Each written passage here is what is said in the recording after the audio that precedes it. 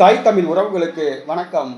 திமுகவிற்கு ஓட்டு கிடையாது, பெண் அமைச்சரை விரட்டிய உப்பள தொழிலாளர்கள் என்ற தலைப்பில் இந்த காணொலியை காண்கிறோம். 2026 தமிழக சட்டசபை தேர்தல். தூத்துக்குடி தொகுதியில் சமூக நலத்துறை அமைச்சர் கீதா ஜீவன் போட்டியிடுகிறார். தூத்துக்குடி என்றாலே உப்பு ஞாபகத்துக்கு வரும். அது உப்பளங்கள் நிறைந்த பகுதி. அந்த உப்பளங்கள் நிறைந்த பகுதியில் உப்பள தொழிலாளர்கள் அமைச்சர் கீதா ஜீவனை விரட்டி அடித்துள்ளனர். ஆம், இங்குள்ள உப்பளங்களை அழித்துவிட்டு கப்பல் கட்டுமான தொழிற்சாலைகளை கொண்டு வர திமுக முயற்சித்து வருகிறது. வேறு பகுதியில் கப்பல் கட்டுமான தொழிற்சாலை அமைக்கலாம். உப்பளங்களை அழித்துவிட்டு அங்கு கப்பல் கட்டுமான தொழிற்சாலை அமைத்தால் உப்பள தொழிலாளர்கள் பாதிக்கப்படுவார்கள்.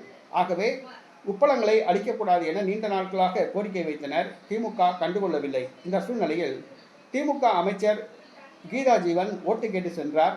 உப்பள தொழிலாளர்கள் திமுக பெண் அமைச்சரை விரட்டி அடித்துள்ளனர்.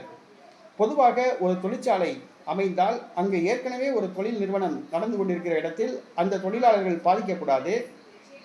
பாதிப்பில்லாத இடத்தில் ஒரு புதிய தொழிற்சாலை அமைக்க வேண்டும்.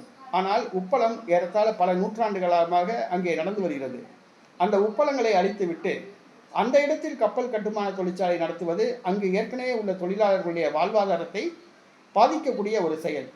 ஆனால் திமுக கண்டுகொள்ளவில்லை. உப்பளங்களை அழித்துவிட்டு கப்பல் கட்டுமான தொழிற்சாலை கொண்டு வர முயற்சித்து வருகிறது.